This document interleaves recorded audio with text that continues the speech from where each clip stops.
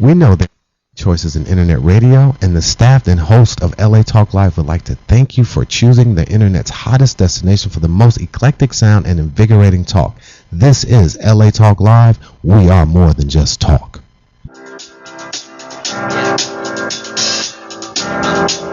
Hello, everybody. Welcome to another edition of Del and Debbie's Mind, Body, and Soul, and everything in between. We're the show, LA Talk on LA Talk Live, that gives you all the elements of how you can live your best life. I'm one of your co-hosts, Debbie Carlin Boyle. I'm a certified personal trainer, fitness instructor, and health coach. And with me is Dale Lady Jones, and I'm a certified relationship coach and divorce coach. And today we have a wonderful show, a show that I know is going to touch so many people out there listening. And that is all about, it's about loving, accepting our bodies, no matter what size our dress size is. And it's all about empowerment and living, as Debbie said, our best life possible, and not sinking into that sort of, gosh, how shall I put it? The trap of looking at ourselves and judging ourselves and feeling like because we may have gained a couple of pounds that we shouldn't be seen or heard, or, you know, many of those things that we go through. And we have today two brilliant, beautiful, gorgeous women.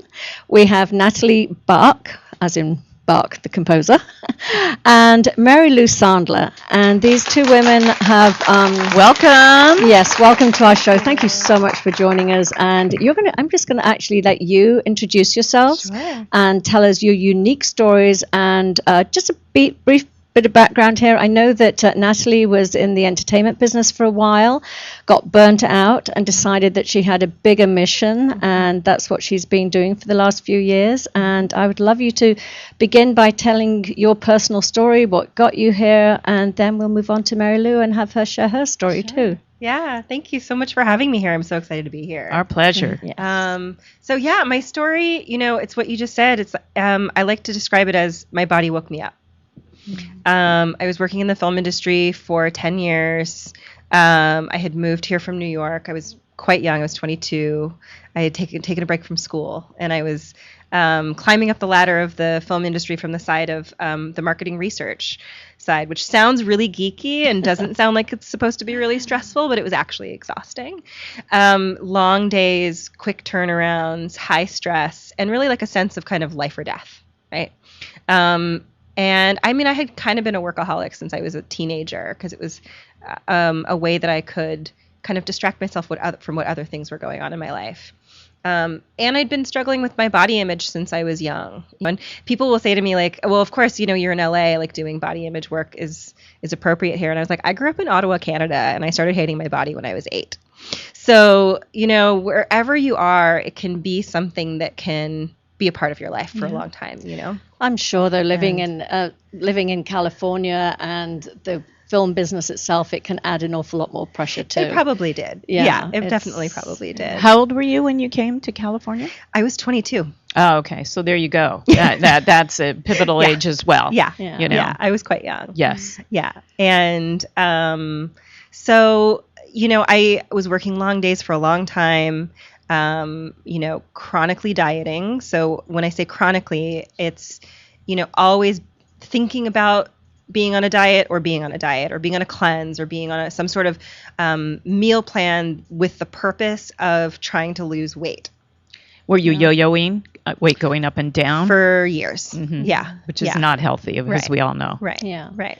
Well, some don't, and that's the thing. Yes. Right? Like, that's why we are here to help with that. Exactly. What we do. Yes. And regardless, as you were saying, whether you're on a diet or not on a diet, the negative self-talk is always there. And the negative self-talk is almost worse than the dieting itself, right? In terms of the impact that it has, not just on our self-worth, but it does create a whole other layer of stress that we don't even realize is having an impact on our bodies. And so it's part of what makes dieting so rough for us. Absolutely. They go hand in hand. Basically I got super burnt out. I had a really tough year. Actually kind of had a really fun year, but it was hard partying. to balance out, like, my life just felt kind of empty, right? Like, I was working super long hours, and I had what I called my effort year. I won't say it on the radio. I get it. But I had You put a lot of effort into it. and it was like, honestly, I was working incredibly long hours, but on top of it, I was going out partying, I was drinking, I was doing coke, I was smoking weed, and then I was like drinking rock stars the next day to get through work. And I was on antidepressants because my PMS had gotten really bad because my body was just in rough shape. And I gained, between antidepressants, birth control, and this like partying life, I gained about 50 pounds in a year. I was already up at a higher place than I'd been in a long time. And my immune system started crashing, and to the point where I thought I was going to have to give my cats away. And I was just like, broke up with somebody on New Year's Eve, 2013. Auspicious December 2012 was when this all started happening. And I know a lot of people who started kind of having these like wake up experiences in December 2012, right? And I just woke up that New Year's morning, like sobbing from my breakup, but also realizing that like I had to do something different. And I tried. Somebody introduced me to more clean eating and paleo and that sort of thing. And I tried the paleo diet, but the problem was it was still another diet for me. It was still another meal plan with rules that I could fail. And I did when work got busy. January is quiet. Work picks up again in February after con, and everything went out the window.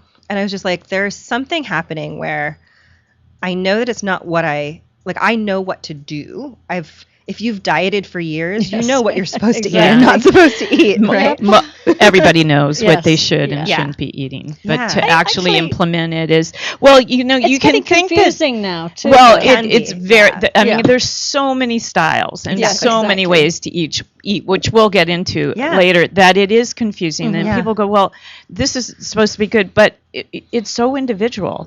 And if we understand that as humans, we all come from different backgrounds and different cultures, and bio-individuality is something that, my food could be your poison, your food could be my poison. And if we help people understand that, and then there's just the basics of what you shouldn't eat that everybody knows, like processed food. Exactly. You shouldn't eat GMO food, you shouldn't eat. And then you start taking it down from there and experimenting with your own self and your own body. But like you said, we're going to get back to that because we'd love your opinion on some of these. I know, exactly. But the underlying thing is, as you were getting to, it's the emotion that's driving you to ignore all those things that you know to be true for you. Exactly. And that's where, my mentor, Mark David, I was certified. So what happened is I was like, there's something else going on.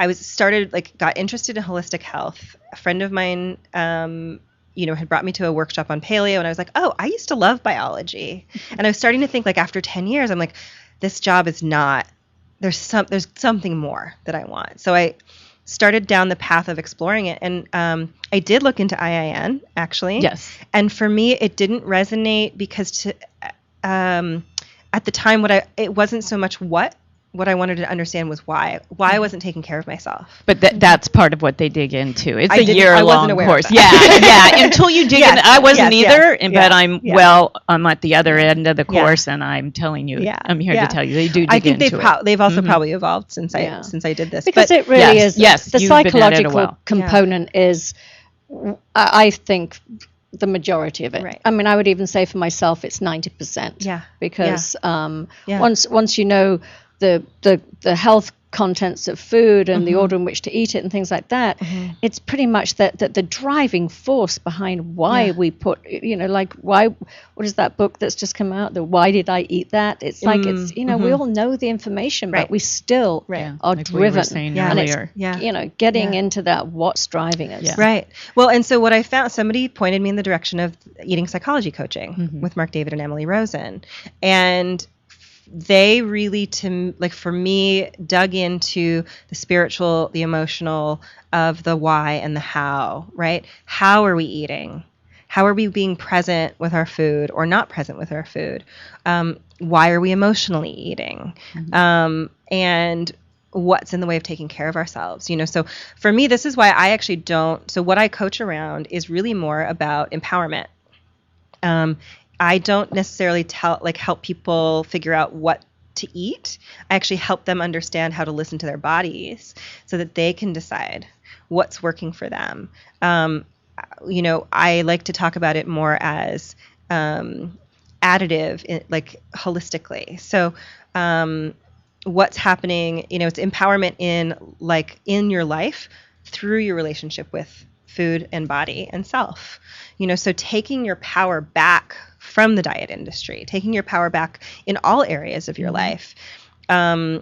Because when you take your power back and you learn how to listen to yourself and you reconnect with your body, because so many of us have disconnected from our bodies because we've decided that our bodies aren't doing what we want them to, right? Yeah. We treat them like they're the enemy sometimes. Exactly. Well, how could you hurt me? How could you disappoint me? How could you be out of control? Yeah. And then there's no self-care. You just let it go down the drain. And then you realize these important things to living a whole, full life have gone negative. Yeah. And you have to bring them back up. Exactly. Yeah. So it's about reconnecting to our bodies so that we can actually reconnect to our intuitions, we reconnect to our power and reconnect to ourselves and our self-love. And it's then from that, from that foundation of self-love and self-worth and healing the underlying beliefs that led us to punishing ourselves in the first place. Then we make choices for our wellness from that space. Did you have a cathartic moment when you were in the course, when you started studying? Oh my gosh. I mean, when I first did the course, I didn't even know if I was for sure going to be a coach. So it was really more of a development program for myself. For yourself. And it opened up so much that honestly, it took me, I worked with a life coach for another year and a half before I even decided to start coaching because it opened up so much for me that I wanted to explore in my self-worth and my self-confidence, which is why now I call myself the Curvy confidence coach, because it's when we reclaim that power in all of these different areas in our life that we can be confident inside and out. Correct. Couldn't agree more. That's wonderful. I know we're going to dig a lot deeper into a lot of those areas, but I want to bring Mary Lou Sandler in here and have you share your journey and what you got you to this place and how Natalie and the work you do together. Okay. Hi everybody. Hi. I am Welcome. so excited. Thank you so much. I'm so honored to be here. And Natalie asked me to come with her, and I'm buzzing right now. Life. It's amazing. Yeah. I am a photographer and a cinematographer. I created femalefilmmakers.org, which is about 3,000 women now since March. It's a need for it. Our motto is to empower and employ each other. And so I met Natalie on Facebook, and she did a Curvy Confidence bikini workshop last summer, and I was like, oh my gosh, I don't know if I want to do this.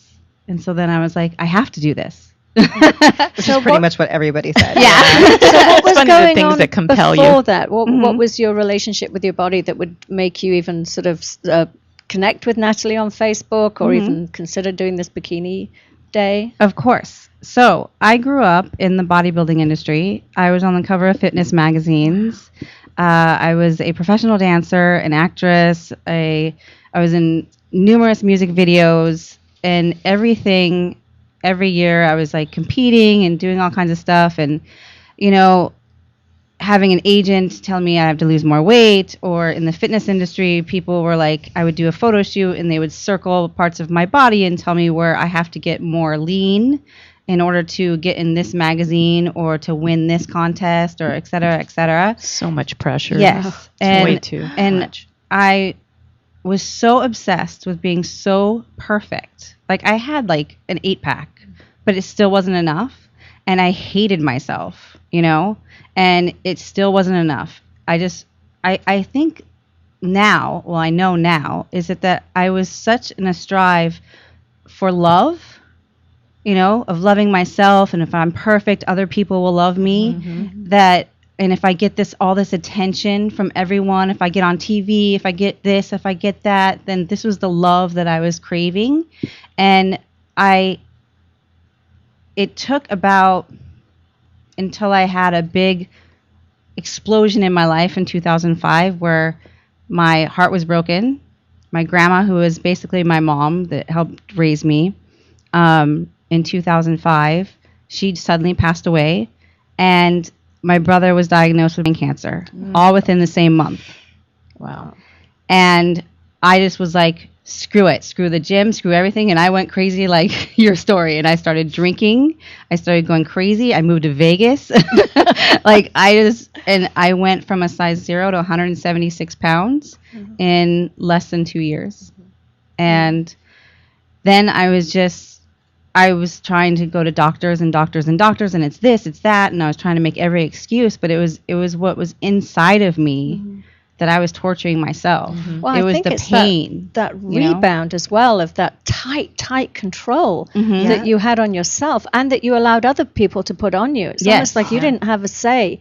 You didn't have your own, you weren't even in charge of your own body. So I'm not surprised that it, Yeah, what you were talking about is very hard to be sustainable for, a lifetime. Yeah. And you had to chuck it because it was going to be detrimental to you in some way, shape, and also or it form. sounds like, the fact that, you said you were doing it to sort of secure love, and it sounds like you went through this huge loss on many levels. And so it's almost like, what you've been doing to yourself, it didn't work. You still lost love. So it's like, I don't blame you for doing the effort.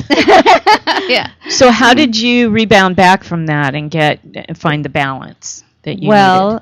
I kind of woke up. It was about 2011. I went vegan because I was just feeling sick all the time.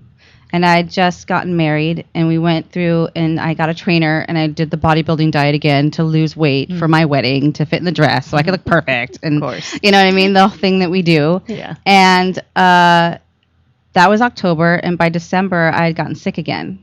And I was like, what is going on? And so I tried to, eat some fish, and I actually couldn't swallow it. I felt sick. And I turned to my husband, and I was like, I don't think I can eat meat anymore. And I just had that feeling. And then 6 months later, I found out that I had a parasitic infection. And I had a detox and everything else. And then that was like, so that was over. But now I'm still feeling bad and I'm still feeling sick. And it was all psychological. It was all everything that I was putting into my body and my stresses that I was talking to myself every day, and that I wasn't perfect and I wasn't this and I wasn't this size. And, and it's just this terminal cycle of just self-abuse, and it's like we have enough abuse in the world. We don't need to abuse ourselves every day. And it took that wake up that I went and I started going to OA. I got life coaches. I went and looked. It's LA, or any town, you can just look and find any kind of somebody's doing a talk somewhere, and you can meet coaches. You can go and find mentors. And I went on a journey that I am going to learn to love the inside of myself before I can even try to even look in the mirror to love the outside of myself. And so I've been, for the last 2 years, I've been going to an emotional healing retreat every 2 months. I've gotten life coaches like Natalie. I've gone on and done all these kinds of journeys. And it's been the hardest, but yet most rewarding work I've ever done. Oh, it's That's beautiful. great. And usually things that are hard for us are very rewarding. Yeah. Otherwise, the rewards wouldn't be rewards. Yeah. If we didn't work that hard. Well, good for you. Thank you. Good for you to do the work and to put yourself out there, to actually do the research and know, like you said, this is LA and there's somebody talking about what I need somewhere. You've got to take the steps. You have to take control. Yes. And that's the first step, really, is acknowledging I need love from the inside. I need to love myself first, because until we love ourselves and take care of ourselves, nothing else can be good from that, because that's when we start acting out in very bad ways to ourselves and to others. And also, I find that it's such an interesting thing, the shame. I mean, it's almost one of the last things that because it's one of the hardest addictions to deal with, eat food, because we do need food. So it's not like you can abstain from it. And I think that many people just don't understand it. And there's a lot of shame around it. You know, like, well, how can you be out of control with your food? You're just weak, or you're just, you know, you don't have enough willpower, or things like that. Whereas other addictions, like sort of alcoholism or drug abuse, I think there's a little more compassion around that. Well, I tend to not even, I don't like to think of the idea that there is even a such thing as food addiction. I think there's an addiction to the overeating. I think there's an addiction to the coping strategy of using food, because we need food to live, you know, and so to even suggest, you know, and again, this is my perspective. I know that OA does a lot of really great work, but you know, from my perspective, to suggest that we should feel bad for needing the thing that keeps us surviving. You know, we developed as kids, those of us who have food challenges, most of us developed them as kids. We talked about this. We talked about, I just have to say, I'm going to share more later, but I had the most amazing session with Natalie yesterday. I had some incredible breakthroughs. I want to hear about it. We haven't talked about it. I want to hear. Yeah, but carry on. And so, you know, everything that I do is about making all of everybody's behavior, my clients, anybody who I talk to, you know, I want to make your experience of your life right. Everything that you've done was you doing the best that you could. And when most of our food challenges started when we were kids, and that was just us trying to get nourishment, trying to feel safe, trying to survive, you know, and trying to get love, you know, and we learn from birth that food and love are connected. That's right. When we get our milk from our moms, you know, and it's a deep sense of comfort, you know. So for me, what it's about is actually giving people permission to let that be one of their coping strategies. It's okay. Yeah. Food it's okay to know the truth. Yeah. Yeah. Exactly. And embrace it, literally, Exactly. you know, Exactly. because that's what helps is to not deny it, you know. And denying it is what causes that rubber band. I talk about the rubber band a lot, you know, and that's what happens. So I was reading a really great article about binge eating and restriction, and they were saying how binge eating disorder is actually a misnomer. What we should be calling it is restrictive eating disorder. Because when we restrict food, then our bodies will snap, right? Not just our bodies, but you know, our bodies will at some point say, you've starved me, I need to fill up on nourishment, right? The other side of it is we restrict ourselves from the pleasure of food, which for many of us might be the only source of pleasure in our lives, because we've been so busy doing and, you know, denying ourselves pleasure and all sorts of things. It's a very social thing. Very social. People look forward to going out to eat, but it's also a time to let your guard down, where you're not in a computer or in a book. You're enjoying the company of others, and food has always been the thing that we enjoy the company of others with. So it's associated with pleasure and joy, and then it got turned into something even bigger. Is that what you eat is also associated with pleasure and joy, and that becomes sometimes it's the other. Sometimes it's sneaky and it's shameful, and it's a way of. I was sharing with Natalie yesterday when I was a child. I mean, I felt so sort of there wasn't very much sweetness in my world, and I would, you know, take sort of sweets to feel sweeter. A penny from my mother, exactly, to feel sweeter. And we were sharing it that I don't even have a sweet tooth anymore. Right. And you so lovely said to me, maybe it's because your life is sweeter right now. Yeah. But I find that when we have more time, when we come after the break, I would love to share my experience, because it was wonderful. It was just a beautiful experience. But back to what you were saying about, that's why I mean, I know I have friends that are firm, you know, believers in paleo and things like that. I just know for me, anytime a certain food is deemed as bad or you can't have it, there will be a rebellion inside of me. And I might many people never eat a piece of cake ever. I'm just not a cake person. But I think if I was told you can never ever have a piece of cake, I might want a piece. Right. But I don't have it because I don't tell myself I can't. Right, exactly. So I that's the core of what I work on with people is permission. Mm-hmm. And I talk about a lot too, how we do food is how we do life, right? So how is our relationship with food? What does that tell us about our life, right? So if we're not giving ourselves permission in food, where else are we not giving ourselves permission? To go forward in life, to be successful at anything. To enjoy the pleasures of life, all of those things. By the way, I just want to tell our listeners that we want you to be part of this conversation. Yeah, so please. The way to do that is to call in, or if you don't want to be heard, hear your own voice on the radio, you can hit Del and Debbie's Mind, Body, and Soul Facebook page, make a comment, ask a question. But our call-in number is area code 323-473-3100. So call in. And these lovely ladies, we have a lot, we're talking about things that I think resonate with lots of people. And hopefully we can, make you part of our discussion. Mm-hmm. Sorry, I didn't mean to interrupt you, but I just I feel like I want to get everybody out there involved. Yeah. Yeah. Well, and that's, and you probably know this from your studies, but the thing I was going to add was just that if we didn't like food, we wouldn't eat it. No.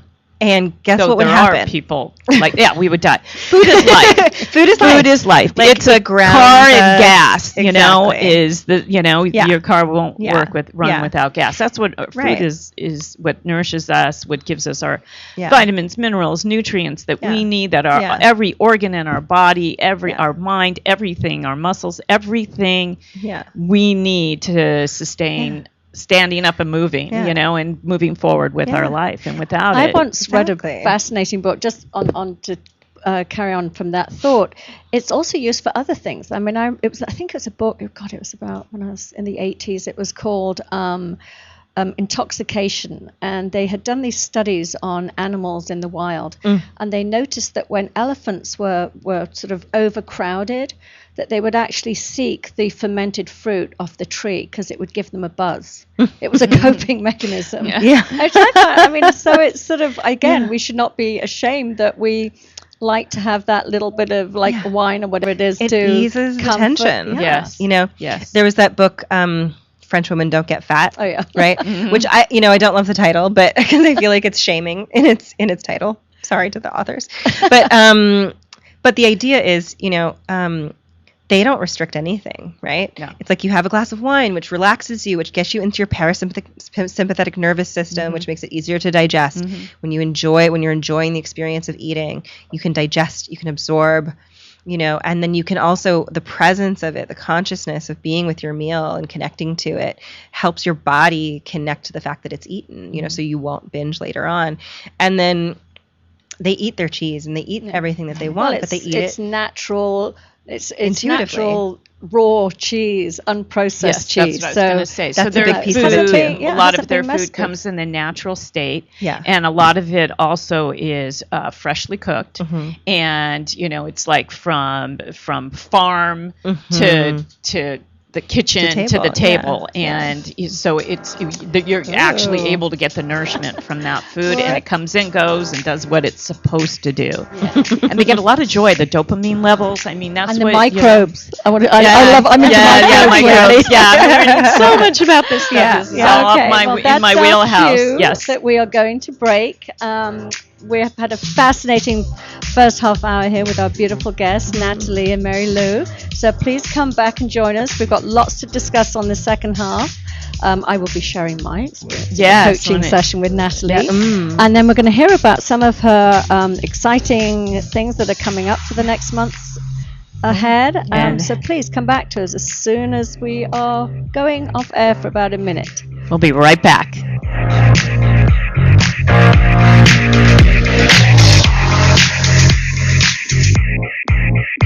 We know there are many choices in internet radio, and the staff and hosts of LA Talk Live would like to thank you for choosing the internet's hottest destination for the most eclectic sound and invigorating talk.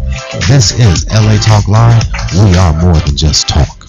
Hi, this is Elena, inviting you to join me every Wednesday at noon for Elena's Beauty Talk and more, exclusively on LA Talk Live. You can also catch us on iTunes Radio, R&B, or watch us on Ustream.tv Reality radio, handcrafted for your listening pleasure.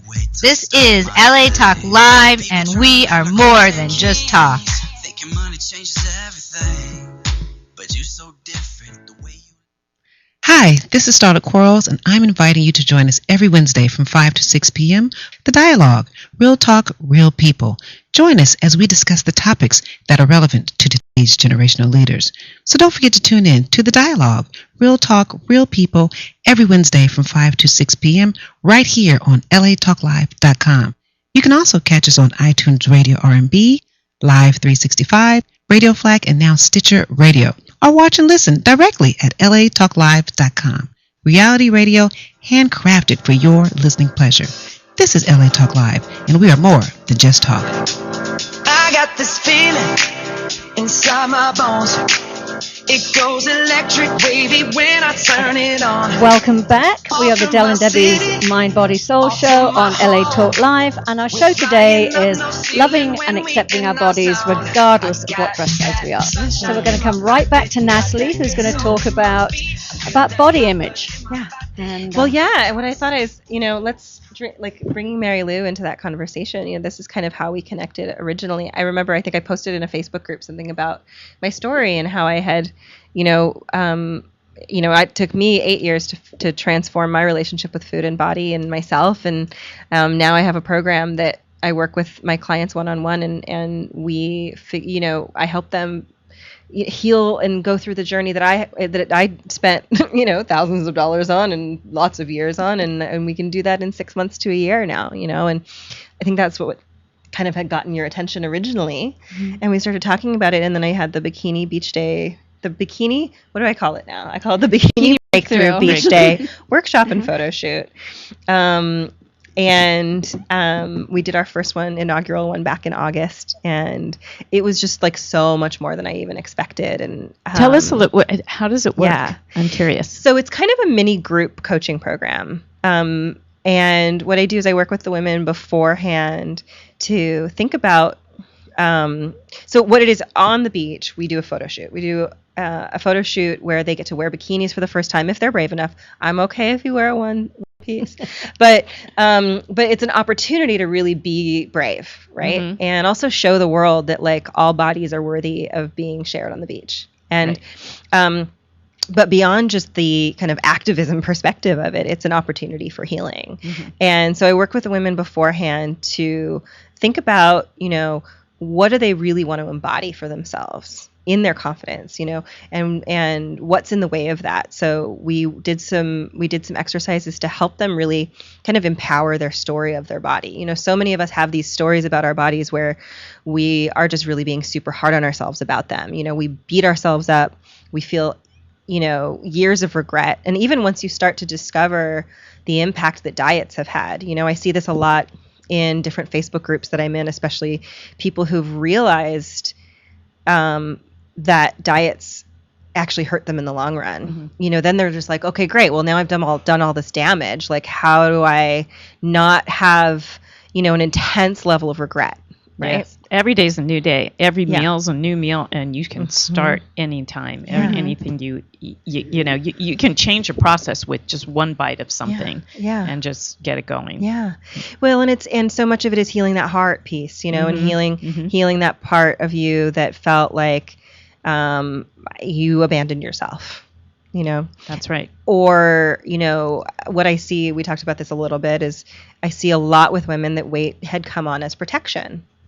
And so a lot of women struggle with... me too. Yes. I have a story too.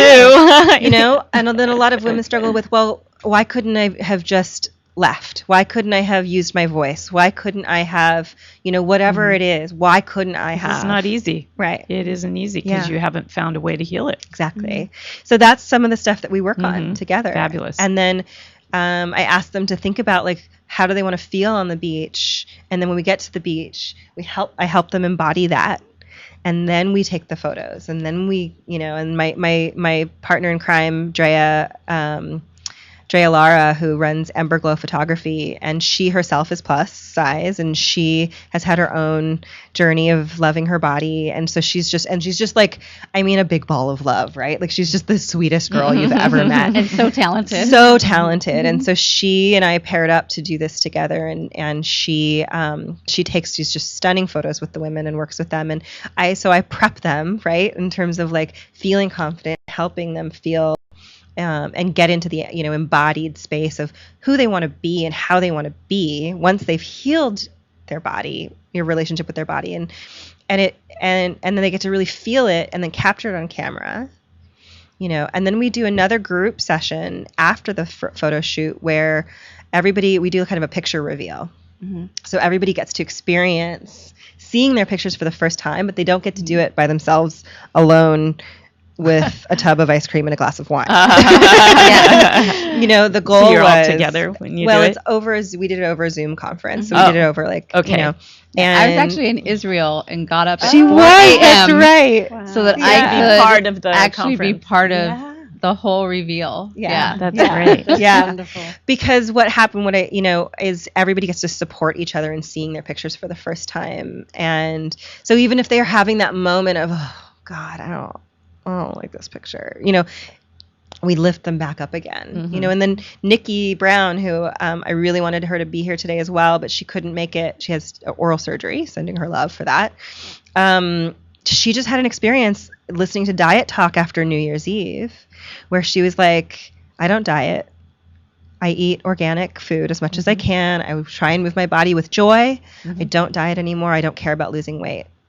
And she was like, funny story, I was with a bunch of fat girls on the beach in a bikini, want to see a picture, but it was like, that was her.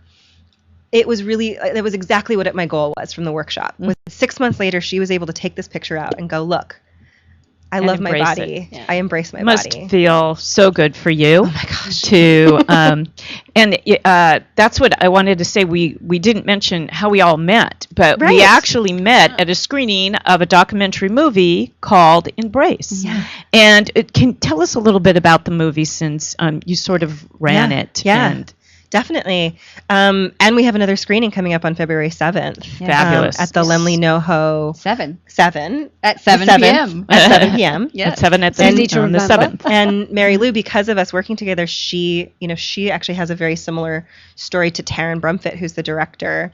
I actually have a couple friends who are in the film, Renee Aria and Jade Beal, I know kind of peripherally through my network. But Taryn, when I was doing my eating psychology coaching, is when Taryn's photo went viral. She's the Australian mom who posted the before and after pic that was not the typical before and after pic. Tell our audience what the pic was. Yeah. So she had been, she'd had, I think, 3 kids, and she was having mom body shame. And she decided, she was sick of it, and she was like, what if I actually got the perfect body? So she hired a trainer, became a bodybuilder. Yes, and very familiar. Very familiar story. Me too. And she was up on stage in a competition, and she just realized all of the women backstage were still picking themselves apart in the mirror. Mm-hmm. And she felt ridiculous. She was like, not only did she still not love herself, but the time that it took to get that body, the sacrifice in her life, the time that she wasn't able to be with her kids, was just not worth it. So she let her body find its natural balance, which I think you and I work on a lot with our clients. Yes. And, and she decided, after talking to women and sharing that story, and after that picture went viral, to make a documentary about what is it that's in our way of really embracing our bodies. And it's 91% of women have a negative thought about their body every day. No matter what they look like. Every day? Every day. Oh, no. Yeah. I mean, thousands of times a day. Right. Right. And just, looking at a photograph, I mean, the first thing I do when I see a photograph of myself is see everything that's wrong with it. And then I can see the same photograph a few weeks later, and I go, what did I see that very first time? I mean, I still won't like the photograph, but it's not quite the onslaught of criticism same thing. that I'll be Yeah. hearing. Yeah. Debbie and I are trying to get over this because we have to post our picture. We post our every picture, week. I'll help you with it. you know, I'll help you yeah, and it's just, I think it's human nature also to pick yourself apart from a visual standpoint. You know, weight being another issue, than whether you have a freckle in the wrong place or your hair is looking ugly that day. But I don't know if you know, it is human overall, nature. I think it is. I mean, think it's, let I think me it's tell you, media though, too. I don't think people hundreds of years ago in some village would be doing that. Well, yes. cultural. I mean, It's evolution is Yeah. it's a cultural evolution Yeah, that it's a brought cultural us thing. to. But so Good yes, point. but Yeah. today's day and age, I Yeah. guess I Yeah. should qualify that. Yeah. You know, it is our nature to pick it apart because that's what we see, that's what we hear, it that's doesn't what have you to know. be. It doesn't have to be, No. and I think it's so No. It's sad. true. And It's true. That's really that's the biggest part of my mission is, it's so hard. Everybody's, the most challenging part I have found about building this business for myself and sharing this message and sharing this mission is that it's so hard for people to believe that it's possible Mm-hmm. to look at a photo I see it in my and business. not do Yeah. that. Yeah. I can do it now. I can do it now Yeah. too. Yeah. Yeah. And that's really, I don't know how else to explain to people that there's a light at the end of the tunnel. You know, when people see the pictures from the Bikini Beach Day, the response that I had about doing another one was that women were like, "Oh, I could never be that confident to be in a picture on a beach." And I was like, that's the thing, is like, that's what the workshop facilitates. Like none of these girls, all of these girls had fear. Even the ones who had done a lot of inner work, who still had fear. Yeah.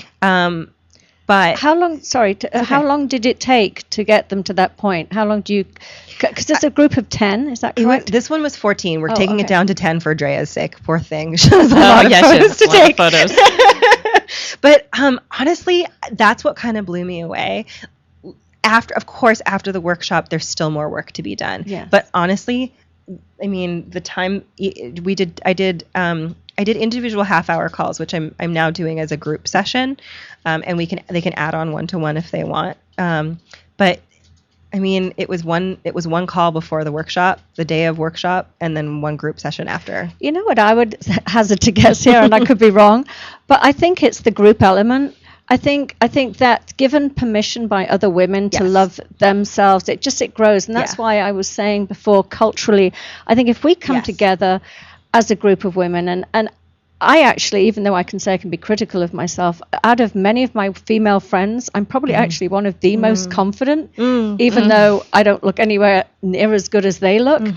But I really value my who I am as a person, my spiritual journey, my path, everything else about me, much more than I do my physical body. So it actually, I find it easier than some of my girlfriends. I mean, we're all part of the same group of, getting close to 60 here. I'm going to be 58 in a couple of days.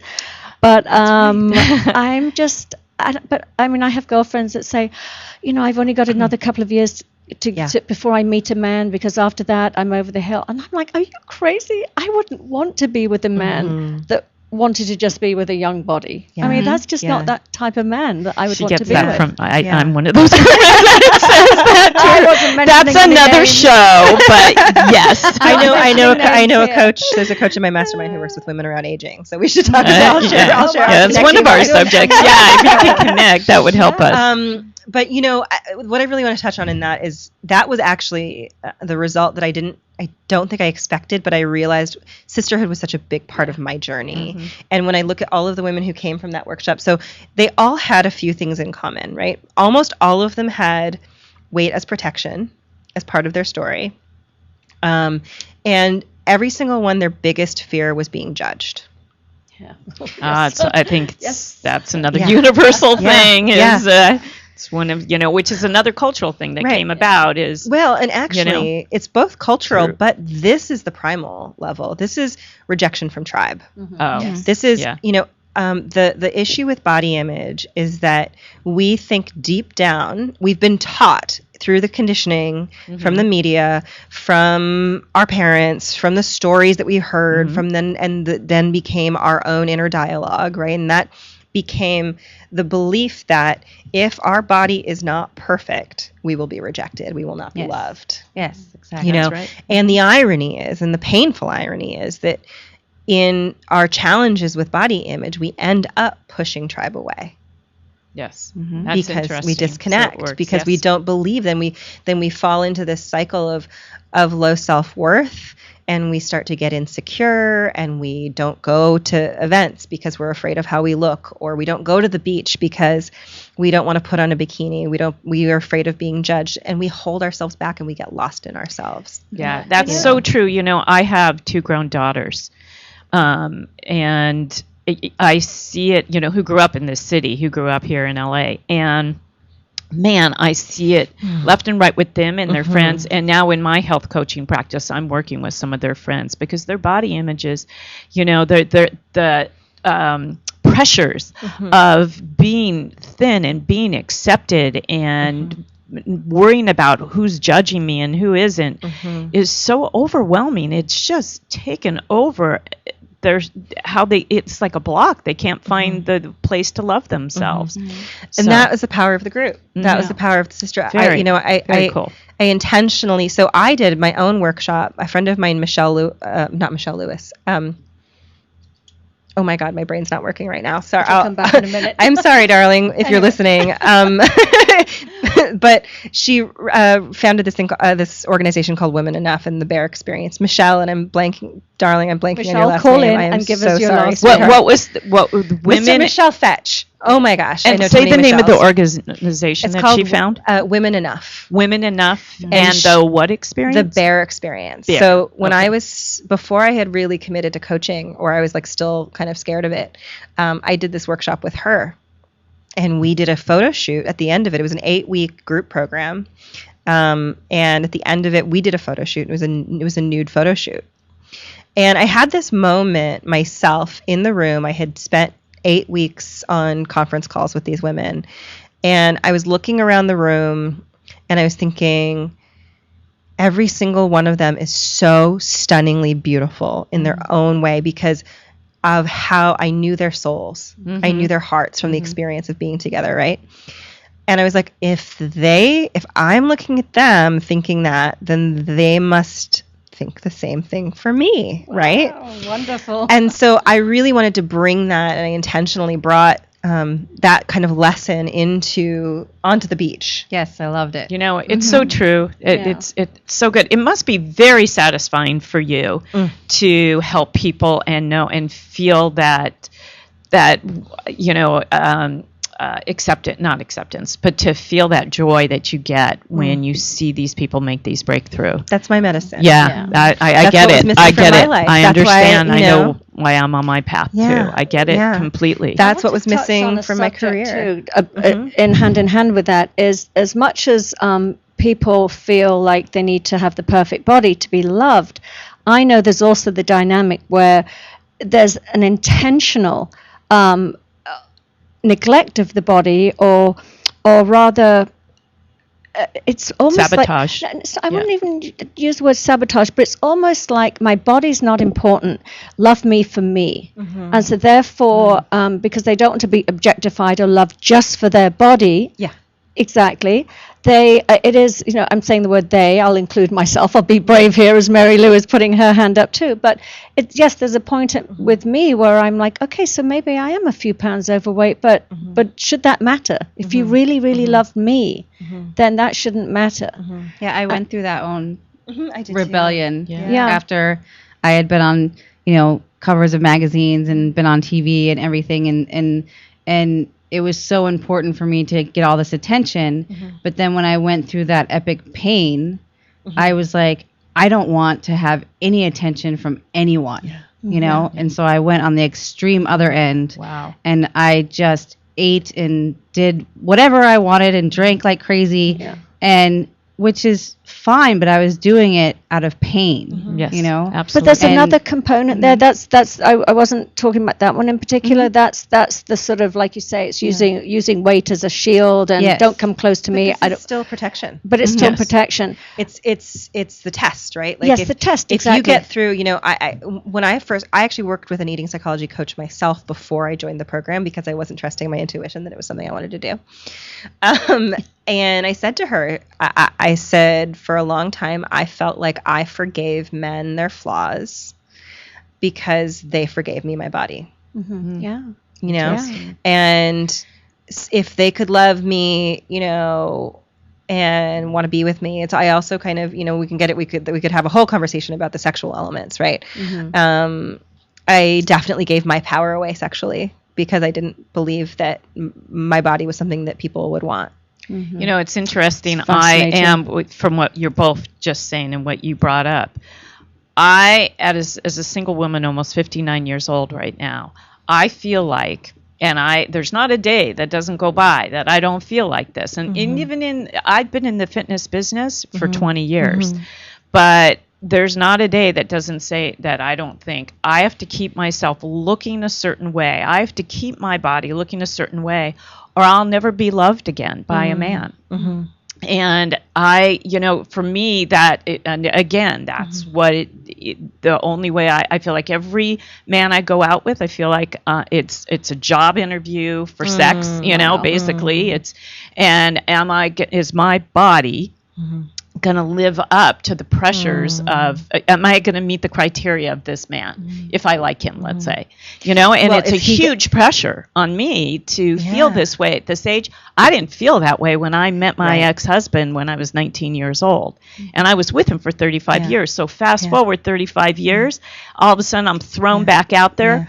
Well, if I don't look like something better than the 20-year younger person that the guy my age can get, then I'm out of the running. Right. I'm it. What am I going to get? 85-year-old man? That's my father's age. Well, darling, if they're not conscious and loving enough to love you and want to have sex with you, no matter what, then you don't want them in bed. Absolutely not. And I'm very conscious of that. Yeah. I'm just saying that the pressure I on totally myself understand. now plus I'm in the fitness business, Yes. so I'm supposed to look a certain way, or who's going to want to work with me, right? So there's another pressure. I had that when I first started. I'm a plus size girl in wellness.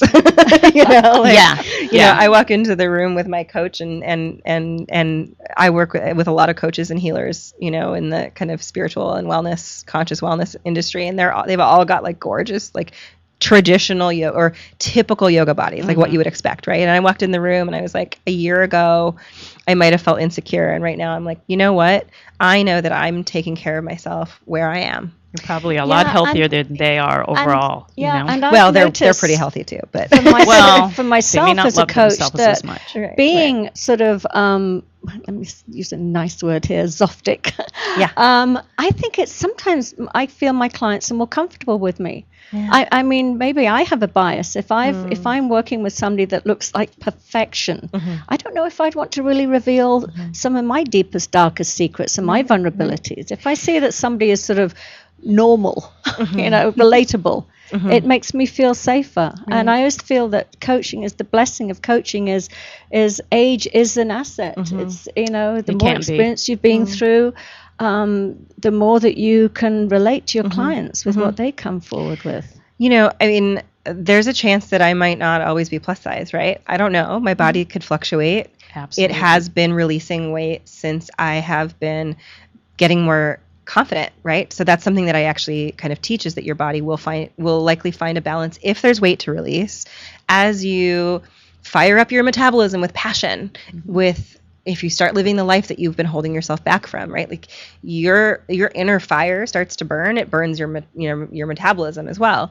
The more you love yourself and you start making additive choices that are honoring of your body, the more you decrease stress and create a life that really gives you joy, that's when your body starts to actually come into a better balance, right?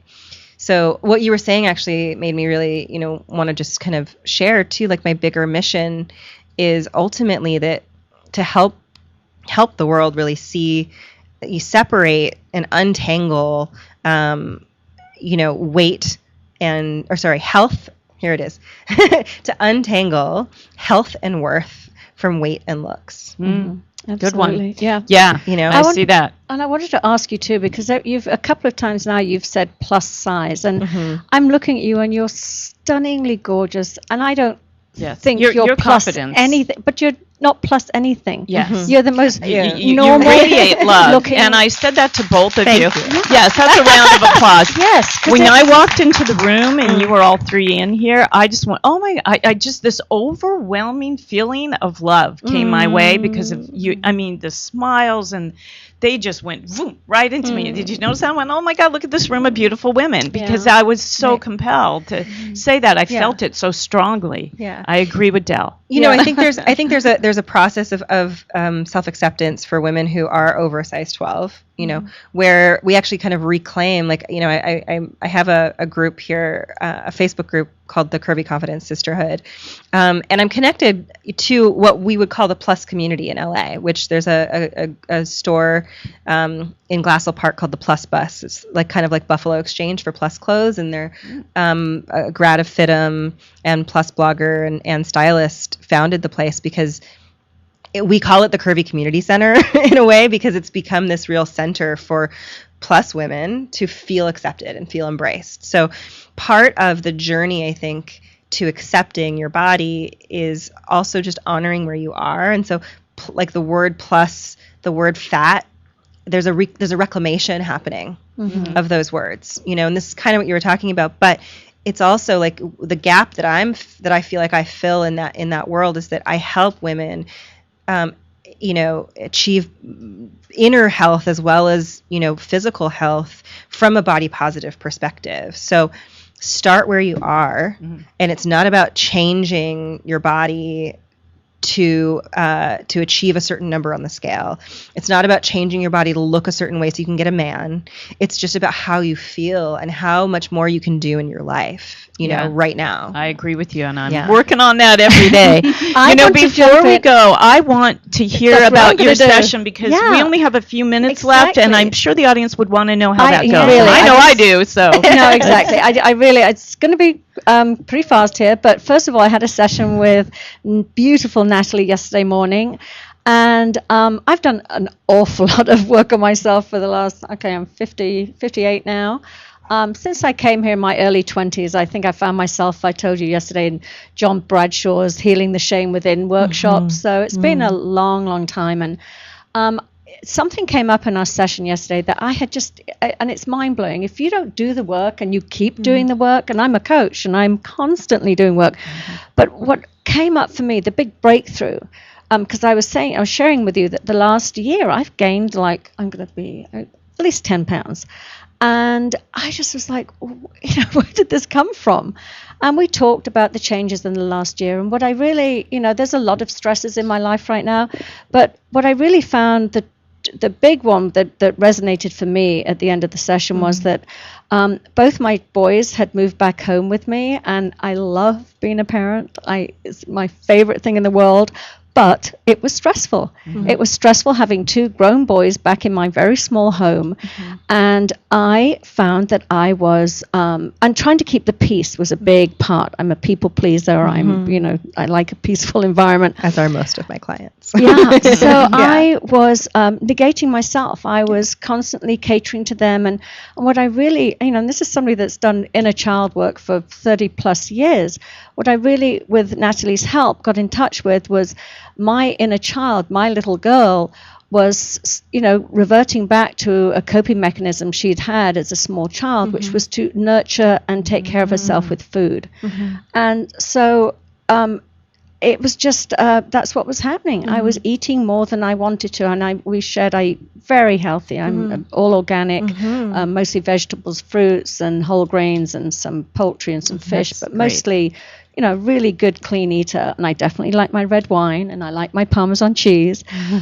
But I was having an issue with... Totally Well, okay. exactly. And last night, I want to tell you, last night I had my apple and Parmesan cheese. I love my Fuji apple and Parmesan cheese and a glass of red wine. And I don't feel guilty at all. I had it. But I was very aware of that part of myself that we call it, my inner child, my little girl, whatever you want to call it, that I was paying attention to what she wanted. And there was no sort of overdoing it. I had it. I felt great about it. I also I went for my lovely walk yesterday, and I did a great yoga class last night. So these are things that are very nurturing and loving that I can give to myself. But I really realize now, I was struggling with this wanting to be mindful. And I kept thinking, damn, I always remember to be mindful after I've eaten. When I go, why did I do that? And so now any reason we can to be hard on ourselves. Exactly. But what I realized is it's really taking that moment to sort of discuss with that part of myself. Oh no. Okay, I'm going to stop talking. Yeah. Share with us. That thought. Oh no. Finish your thought. Okay. And then we want to give the I know. website. Finish your thought real quick. Just that my mindfulness is to check in with my inner child, my little girl, and just say, what do we want to eat? There you go. And just to pay attention to her. Paying attention. And not ignore her and abandon her. So we want you to give your website and talk about where they can find the Embrace screening and work with you and your workshops. So you can go to thecurvyconfidencecoach.com, and that has most of the details on how to work with me. I have to update my events and workshops, but if you go to Facebook and just go at facebook.com/thecurvyconfidencecoach, I'm updating everything on there. We're doing the Embrace screening February 7th in North Hollywood. I have a crossover with Fat Girls Dance, which is a group coming out of New York to show the world what fat bodies can do. And if you want to come and dance with us, it's a free event we're doing at the end of the month. And you can go to bikinibreakthroughbeachday.com to find out about the workshop. And about the screening, we have to get 30 tickets sold in order for it to even happen. Okay. So we're telling everybody, say the website one more time to go get the tickets. Okay, so go to my Facebook page. Okay. Facebook.com/thecurvyconfidencecoach, and all of the details are up there. Terrific. Fabulous. Yeah. Okay. Thank you guys Mary Lou, so how much. do we get in touch with you? I know you do your film work and your... Yes. 3cubedstudios.com is my company. Is your company? Do you have a website? Yeah, that's 3cubed studios. Number 3 cubed, like 3 cubed is 27, studios.com. Terrific. And we're co-hosting the Embrace screening along with some ladies from another show called Plus This. Wow. And we'll actually post the information on our Facebook page too, Del and Debbie's Mind, Body, Soul, and everything in between. Have a look there. We'll have the contacts where they can reach you. And what date is the Embrace screening again? February 7th. February 7th. We're calling it Love Yourself Day because it's leading into Valentine's It's a Tuesday. Really? February 7th. Okay. We got to thank you guys. We got to run. Thank you guys for so having much. us We want to here. tell everybody Wonderful. to just Thank you. everybody's evolving. Just love yourself right now. I want us to give ourselves a pat on the back for our just really how vulnerable and sharing our stories we all Thank were. you so much. Yeah, thank Wonderful. you. Yeah. Thanks, Thank everybody. you. We're going to see you next week. Come back and join us at Del and Debbie's Mind, Body, and Soul at 2 p.m. Pacific time. Bye. Bye, everybody.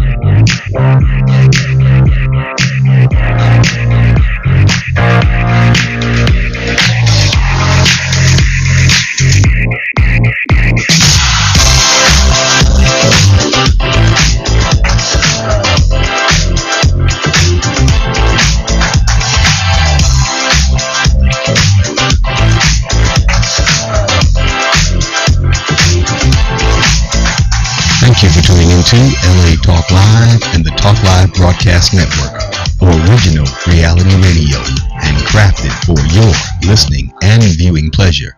This is LA Talk Live, and we are more than just talk. Stay tuned.